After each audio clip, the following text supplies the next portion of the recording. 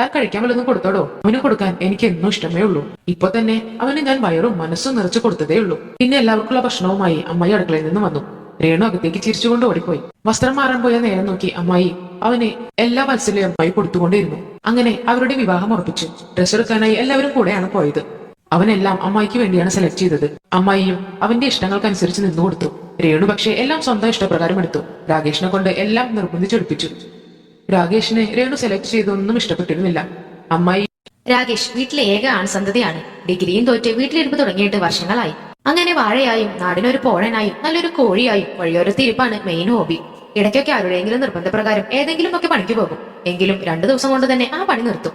ഒരിടത്തും സ്ഥിരമായി രാകേഷ് നിൽക്കാറില്ല. രാകേഷിന്റെ അമ്മാവൻ ഒരു മരപ്പണിക്കാരനാണ്. അവർക്ക് 2 പെൺമക്കളാണ്. അതിൽ മൂത്തവരുടെ വിവാഹം കഴിഞ്ഞു. രണ്ടാമത്തെ ആൾ പുര നിറഞ്ഞു നിൽക്കുന്നുണ്ട്. അവളെ രാകേഷിന്റെ തലയിൽ കെട്ടിവെക്കാൻ കാത്തിരിക്കുകയാണ് അമ്മാവൻ. അമ്മാവിന്റെ മകൾ രേണുവിന് രാകേഷ് എന്ന് വെച്ചാൽ ജീവനാണ്. എന്നാൽ രാകേഷിന് അവളോട് അത്ര താല്പര്യമില്ല. കാരണം അവളെ കാണാൻ അത്ര ഭംഗിയൊന്നുമില്ല. രേണുവിനെ കാണുമ്പോൾ അവൻ എപ്പോഴും ഒഴിഞ്ഞു മതി നടക്കും. നല്ലൊരു വായടിയായ അവൾ എപ്പോഴും രാകേഷിന്റെ വീട്ടിൽ തന്നെയായിരുന്നു. അങ്ങനെ അവളുടെ ശല്യം സഹിക്കാൻ വയ്യാതെയാണ് അവൻ സ്ഥിരമായി ജോലിക്ക് പോകാൻ തന്നെ തുടങ്ങിയത്. അമ്മായിക്കാണെങ്കിൽ രാകേഷിനെ കൊണ്ട് മോളെ കെട്ടിക്കാൻ വലിയ താല്പര്യമില്ലെങ്കിലും രേണുവിന്റെ കല്യാണം നടത്താൻ സാമ്പത്തിക ബുദ്ധിമുട്ടുള്ളത് കൊണ്ട് തന്നെ മുറച്ചെറുക്കിനായി അവൻ കല്യാണം കഴിക്കുന്നത് തന്നെയാണ് ഉത്തമം എന്ന് തോന്നി. പിന്നെ രേണുവിന്റെ പിടിവാശിയുമായപ്പോൾ അമ്മായിക്ക് അതിന് സമ്മതം മൂളേണ്ടി വന്നു. അങ്ങനെ ഒരു ദിവസം രേണുവും അച്ഛനും കൂടി അമ്പലത്തിലേക്ക് പോയി. ആ സമയത്താണ് രാകേഷ് വീട്ടിലേക്ക് കയറി വരുന്നത് അമ്മായി കണ്ടത്. അവനെ കണ്ട അമ്മായി പറഞ്ഞു, ആഹാ, ഞാൻ വിചാരിച്ചു നീ ഈ വഴിയൊക്കെ മറന്നു എന്ന്. അതൊന്നല്ല അമ്മായി, ഇപ്പൊ ജോലി തിരക്കാണ്. ആകെ ഒരു സൺഡേ മാത്രമേ ലീവുള്ളൂ, അതാ. പിന്നെ അമ്മായിയെ കാണാൻ എനിക്കിഷ്ടാ, അതുകൊണ്ട് ഞാൻ ഈ വഴി മറക്കൊന്നുമില്ല. ഇപ്പൊ ഞാൻ അമ്മ പറഞ്ഞിട്ട് വന്നതാണ് അമ്മാവനെ കാണാനായിട്ട്.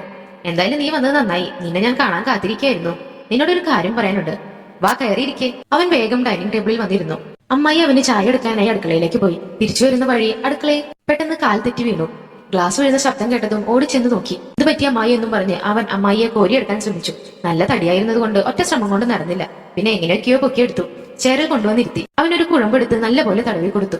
ഓരോ തടവലിലും അമ്മായി ദീർഘശ്വാസം എടുക്കുന്നുണ്ടായിരുന്നു. പിന്നെ അമ്മായി പറഞ്ഞു, എനിക്കൊന്ന് കിടക്കണം. കിടത്താം അമ്മായി, നടക്കാൻ പറ്റുന്നില്ലടാ, നീ ഒന്ന് എടുക്ക്.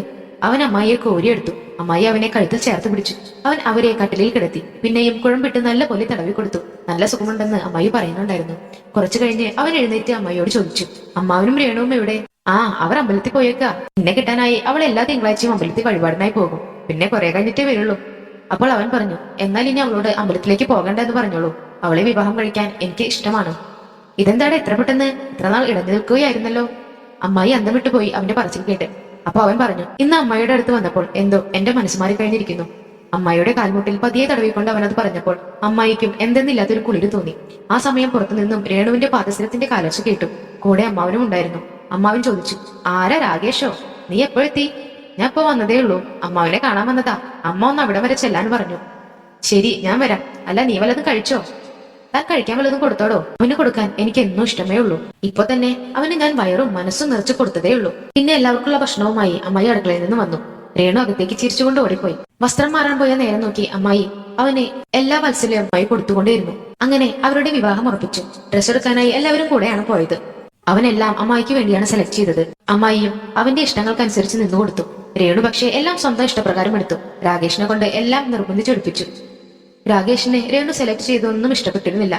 അമ്മായിയും മരുമകനും ആ ദിവസം നന്നായി ആസ്വദിച്ചു. കുറച്ചു നാളുകൾക്കപ്പുറം അവരുടെ കല്യാണ ദിവസം എത്തി. പുതുമോടികളെ പോലെ ഫോൺ വിളികളും മറ്റും രേണുവുമായിട്ടുണ്ടായിരുന്നെങ്കിലും കൂടുതൽ സമയവും രാകേഷ് വിളിച്ചിരുന്നത് അമ്മായിയായിരുന്നു. അവരോട് സംസാരിക്കുമ്പോൾ കിട്ടുന്ന ഊർജ്ജവും എനർജിയും ഒന്നും രേണുവിനോട് സംസാരിക്കുമ്പോൾ അവന് കിട്ടിയിരുന്നില്ല. എങ്കിലും രേണുവിന്റെ ഫോൺ ഓൺ ആണെങ്കിലും അമ്മായിയുടെ ഫോണിലേക്ക് വിളിക്കാറുള്ളൂ. അവരോട് വിശേഷം പറഞ്ഞു തീർന്നാൽ മാത്രമേ അവൻ രേണുവുമായിട്ട് സംസാരിക്കാറുള്ളൂ. അങ്ങനെ കല്യാണം അടിപൊളിയായി തന്നെ കഴിഞ്ഞു. ആ കല്യാണ നാളിലും അവന്റെ നോട്ടം മുഴുവൻ അമ്മായിയിലേക്കായിരുന്നു. നവവധുവിനേക്കാൾ സുന്ദരിയായിരുന്നു അന്ന് അമ്മായി. അവനെ മരുമകനായി ക്ഷണിക്കാൻ അമ്മായിയും ഒത്തിരി സന്തോഷിച്ചിരിക്കുകയായിരുന്നു. അങ്ങനെ കല്യാണം കഴിഞ്ഞു. ആളും ആരവവും എല്ലാം ഒഴിഞ്ഞു. കല്യാണത്തിന്റെ തിരക്കും ക്ഷീണവും ഒക്കെ കാരണം അമ്മാവൻ നേരത്തെ ഉറങ്ങി. രാകേഷും രേണുവും കുറച്ചു നേരം സംസാരിച്ചുകൊണ്ടിരുന്നു. അപ്പോഴേക്കും അവൾക്ക് എന്തോ വല്ലാത്ത ക്ഷീണം തോന്നി. അവൾ പെട്ടെന്ന് ഉറങ്ങിപ്പോയി. അവൾ ഉറങ്ങിക്കഴിഞ്ഞ് കഥകിലൊരു മുട്ട് കേട്ടു. രാത്രി അപ്പോൾ 12 മണിയോട് അടുക്കുകയായിരുന്നു. രാകേഷ് ചെന്ന് വാതിൽ തുറന്നപ്പോൾ അമ്മായിയാണ് മുന്നിൽ വന്ന് നിൽക്കുന്നത്. ആ, അമ്മായിയോ? ഞാനിപ്പോ ആലോചിച്ചേ ഉള്ളൂ അമ്മയുടെ കാര്യം. അമ്മായി ഇതുവരെ ഉറങ്ങിയില്ലേ? ഇല്ലടാ, എനിക്ക് ഉറക്കം വന്നില്ല. എന്തോ മനസ്സിലെന്തോ ടെൻഷൻ പോലെ. രേണു ഉറങ്ങിയോ? അവൾ എപ്പോഴേ ഉറങ്ങി. അവിടെ അമ്മാവനും നല്ല ഉറക്കമാണ്. രേണു അല്ലെങ്കിലും അങ്ങനെ തന്നെയാണ്, ഒന്നിനും കൊണ്ടില്ല. കിടക്ക കാണേണ്ട താമസം. അപ്പോഴേക്കും കുറുക്കം വലി തുടങ്ങും. അല്ലെങ്കിൽ ഇന്നത്തെ രാത്രി ഇങ്ങനെ കിടന്നുറങ്ങാൻ പാടുണ്ടോ? ഒന്നും കണ്ടറിഞ്ഞ് ചെയ്യേയില്ല. അതാ ഉറക്കം വരാഞ്ഞപ്പോ ഇങ്ങോട്ട് പോരാമെന്ന് വെച്ചത്. നീ ഇവിടെ ഉറങ്ങിക്കാണില്ല എന്ന് എനിക്കറിയാമായിരുന്നു. പോരാത്തതിന് നല്ല ഇടിയും മഴയുമാണ് പുറത്ത്. മോനാകെ വിഷമിച്ചു കാണൂലേ? എന്റെ മോളാന്ന് പറഞ്ഞിട്ട് ഒരു കാര്യവുമില്ല. എന്റെ ഒരു സ്വഭാവ ഗുണവും അവൾക്ക് കിട്ടിയിട്ടില്ല. രേണുവിന് ശരിക്കും അവളുടെ അച്ഛന്റെ സ്വഭാവമാണ്. അവരെ രണ്ടുപേരെയും എങ്ങനെയാ സഹിക്കുന്നതെന്ന് എനിക്കേ അറിയുള്ളൂ. അത് അമ്മായി പറഞ്ഞത് ശരിയാകും. അമ്മായിയുടെ ഒരു ഗുണവും കിട്ടിയിട്ടില്ല അവൾക്ക്. അമ്മായിയുടെ ഈ സൗന്ദര്യം പോലും. ഈ പ്രായത്തിലും അമ്മായി ആര് കണ്ടാലും കൊതിക്കും. അവളുടെ ഭർത്താവായതിലല്ല, അമ്മായിയുടെ മരുമകനായി വന്നതാണ് എന്റെ ഏറ്റവും വലിയ ഭാഗ്യം. നീ വാടാ, ഇവിടെ നിൽക്കണ്ട, അങ്ങോട്ട് മാറിയിരിക്കാം. എന്തെങ്കിലുമൊക്കെ സംസാരിച്ചുകൊണ്ടിരിക്കാം നമുക്ക്. അപ്പോഴെങ്ങനെ ഉറക്കം വരികയാണെങ്കിൽ പോയി കിടക്കാലോ. അങ്ങനെ ആ രാത്രി അമ്മായിയമ്മയും മരുമകനും ഉമ്മറക്കൊലയിൽ പോയിരുന്നു. നല്ല മഴ പെയ്തുകൊണ്ടിരിക്കുന്ന സമയം, ഊരാക്കൂരിട്ടും നല്ല മരം കൊച്ചിന് തണുപ്പുമുണ്ട്. എല്ലാവരും ചൂടാഗ്രഹിക്കുന്ന സമയമാണത്. കോലായിലെ തിണ്ണയിൽ അവർ അടുത്തടുത്തിരുന്നു. കുറച്ചു നേരത്തെ മൗനത്തിന് ശേഷം അമ്മായി പറഞ്ഞു തുടങ്ങി. മോനെ, നിന്നെ കൊണ്ട് ഈ കല്യാണം കഴിപ്പിക്കാൻ എനിക്ക് ഒട്ടും താല്പര്യമുണ്ടായിരുന്നില്ല. കാര്യം എന്റെ മോളൊക്കെ തന്നെയാണ്. പക്ഷെ നിനക്ക് പറ്റിയ പെണ്ണായിരുന്നില്ല അവൾ. ഇപ്പൊ തന്നെ കണ്ടില്ലേ ഒരു വകതിരിവില്ലാതെ പെരുമാറുന്നത്.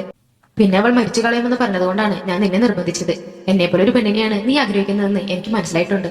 ആദ്യ രാത്രിയിൽ ഒരു പുരുഷൻ ആഗ്രഹിക്കുന്നത് എന്താണെന്ന് എനിക്ക് നന്നായിട്ട് അറിയാം. പ്രത്യേകിച്ചും മോന്റെ കാര്യത്തിൽ. നിന്റെ രീതികളൊക്കെ ഞാൻ അറിഞ്ഞതാണല്ലോ. പക്ഷെ എന്ത് കാര്യം, അത് അനുഭവിക്കാൻ രേണുവിന് അറിയില്ല. ഞാനും ഈ വിഷമം അനുഭവിച്ചതാ മോനെ. എന്റെ ആദ്യ രാത്രിയിൽ ഇന്നും ഇതുപോലൊരു മഴയുള്ള രാത്രിയായിരുന്നു. ആ തണുപ്പിൽ ഞാൻ ഒരു ഇത്തിരി ചൂട് കൊതിച്ചു വിറച്ചിരുന്നപ്പോഴും മോന്റെ അമ്മാവൻ ഇതുപോലെ കൂർക്കം വലിച്ചുറക്കമായിരുന്നു. അതുകൊണ്ടാണ് മോന്റെ അടുത്തേക്ക് ഞാൻ വന്നത്.